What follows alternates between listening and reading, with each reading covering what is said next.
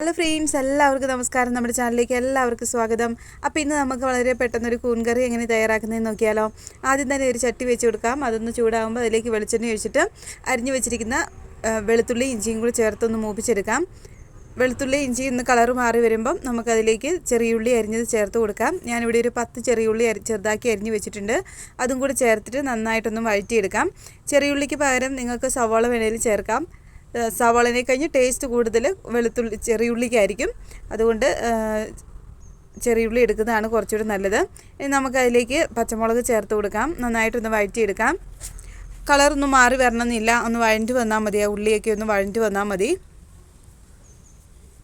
നന്നായിട്ടൊന്ന് മിക്സ് ചെയ്ത് കൊടുക്കാം. പെട്ടെന്ന് വഴഞ്ഞു കിട്ടാൻ നിങ്ങൾക്ക് വേണമെങ്കിൽ ഈ ഒരു സമയത്ത് കുറച്ച് ഉപ്പും കൂടി ചേർത്ത് കൊടുക്കാം. ഞാൻ കുറച്ച് ഉപ്പ് കൂടി ചേർത്ത് കൊടുത്തിട്ടുണ്ട്. ഇനി നമുക്ക് നന്നായിട്ടൊന്ന് വഴറ്റിയെടുക്കാം. നമ്മൾ മുമ്പ് കൂൺ കറിയുടെ വീഡിയോ ചെയ്തിട്ടുണ്ട്, പക്ഷേ അതിൽ നിന്നൊക്കെ വ്യത്യസ്തമായിട്ടാണ് ഈ ഒരു കറി തയ്യാറാക്കിയേക്കുന്നത്. നല്ല ടേസ്റ്റാണ്. അപ്പത്തിൻ്റെ കൂടെയും ഇടിയപ്പത്തിൻ്റെ കൂടെയും ചോറിൻ്റെ കൂടെയും ചപ്പാത്തിയുടെ കൂടെയും എല്ലാം കഴിക്കാൻ പറ്റി നല്ലൊരു കറിയാണ് കേട്ടോ.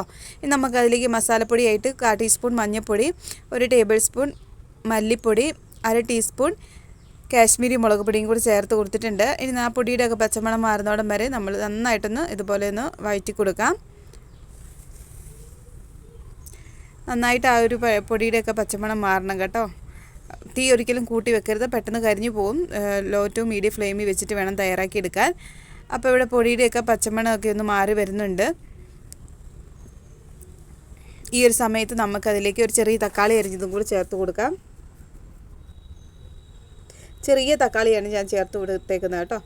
ചെറിയ തക്കാളി അരിഞ്ഞതും കൂടെ ചേർത്ത് കൊടുക്കാം. അതിൻ്റെ കൂടെ തന്നെ ഒരു 2 കറിവേപ്പിലയും കൂടെ ചേർത്ത് കൊടുത്തിട്ട് നന്നായിട്ടൊന്ന് ആ തക്കാളിയൊക്കെ ഒന്ന് വെന്ത് ഒന്ന്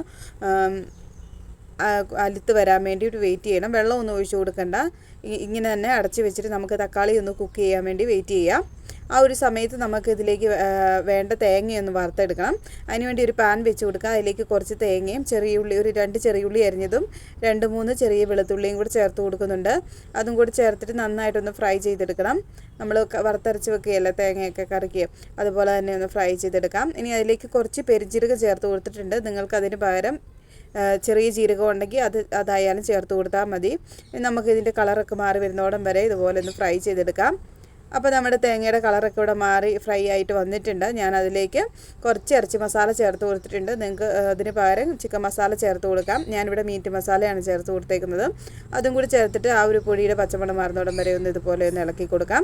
ഇനി നമുക്കിത് തീ ഓഫാക്കിയിട്ട് തണുക്കാൻ വേണ്ടി വെക്കാം. തണുത്തിട്ട് അരച്ചെടുക്കാം കേട്ടോ. അപ്പോൾ നമ്മുടെ തക്കാളിയൊക്കെ ഇവിടെ കുക്കായിട്ടുണ്ട്. കണ്ടില്ല, ഒന്ന് അലത്തൊക്കെ വന്നിട്ടുണ്ട്, വെന്ത് വന്നിട്ടുണ്ട്. തക്കാളിയൊക്കെ ഇവിടെ കുക്കായിട്ട് വന്നിട്ടുണ്ട്. ഞാൻ ഇടയ്ക്ക് മൂടി തുറന്നിട്ട് ഇതുപോലെ ഇളക്കി കൊടുക്കുന്നുണ്ടായിരുന്നു. ഇനി കഴുകി അരിഞ്ഞ് വൃത്തിയാക്കി വെച്ചിരിക്കുന്ന നമ്മുടെ കൂണ് ചേർത്ത് കൊടുക്കാം. കൂൺ കൂടെ ചേർത്ത് നന്നായിട്ടൊന്ന് ഇളക്കി കൊടുക്കണം. ഞാനിവിടെ മഞ്ഞൾപ്പൊടിയും ഉപ്പുമൊക്കെ ചേർത്ത് വെള്ളത്തിൽ വെച്ചിട്ട് അതിന് ശേഷമാണ് വെള്ളം പിഴിഞ്ഞെടുത്തിട്ടുണ്ടായിരുന്നത് കേട്ടോ. അങ്ങനെ വെക്കുമ്പോൾ അതിനുള്ള വിഷാംശമൊക്കെ പൊക്കോളൂ എന്ന് വിചാരിച്ചിട്ടാണ്. ഇനി ആ മസാലയൊക്കെ കൂണിലേക്ക് നന്നായിട്ടാകുന്നോടം വരെ നന്നായിട്ടൊന്ന് മിക്സ് ചെയ്ത് കൊടുക്കാം.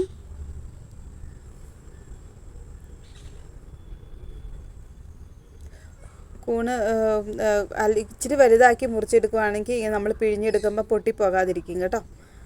അപ്പോൾ നന്നായിട്ടൊന്ന് മിക്സ് ചെയ്ത് കൊടുക്കാം. ഇനി നമ്മൾ അരച്ച് വെച്ചിരിക്കുന്ന അരപ്പ് ചേർത്ത് കൊടുക്കാം. കുറച്ച് അരപ്പും കൂടി ചേർത്ത് കൊടുത്തിട്ടുണ്ട്. ഇത് നന്നായിട്ടൊന്ന് ഇളക്കിയിട്ട് ഒന്ന് തിളയ്ക്കാൻ വേണ്ടി വെക്കണം. നിങ്ങൾക്ക് കുറച്ചുകൂടെ ചാറ് വേണമെന്നുണ്ടെങ്കിൽ ഒഴിക്കാം. ഈ ഒരു രീതിക്കാണ് ഞാൻ എടുത്തേക്കുന്നത്. കുറച്ച് കുറുകിയാണ് എടുത്തേക്കുന്നത്. അപ്പോഴാണ് കറിക്കൊരു കുറച്ച് ടേസ്റ്റ് ഉണ്ടാവുക.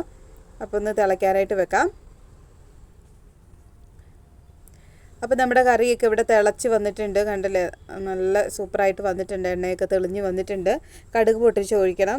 അതിലേക്ക് കടുകും കൂടെ പൊട്ടിച്ച് ഒഴിക്കുമ്പോൾ കുറച്ചുകൂടെ ടേസ്റ്റ് ആട്ടോ. അപ്പം നല്ല കറിയാണ്. നമുക്ക് എല്ലാത്തിൻ്റെയും ചോറിൻ്റെ അപ്പത്തിൻ്റെ എല്ലാത്തിൻ്റെയും കൂടെ കഴിക്കാൻ പറ്റി നല്ല ടേസ്റ്റി ആയിട്ടുള്ളൊരു കറിയാണ് കേട്ടോ.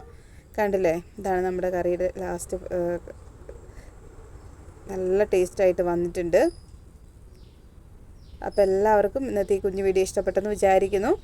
ഇഷ്ടപ്പെടുവാണെങ്കിൽ ലൈക്ക് ചെയ്യണം, ഷെയർ ചെയ്യണം, അതുപോലെ കമൻറ്റ് ചെയ്യണം. വീഡിയോ ഇഷ്ടപ്പെടുവാണെങ്കിൽ ഫുള്ള് കണ്ട് സപ്പോർട്ടും കൂടി ചെയ്യണം കേട്ടോ.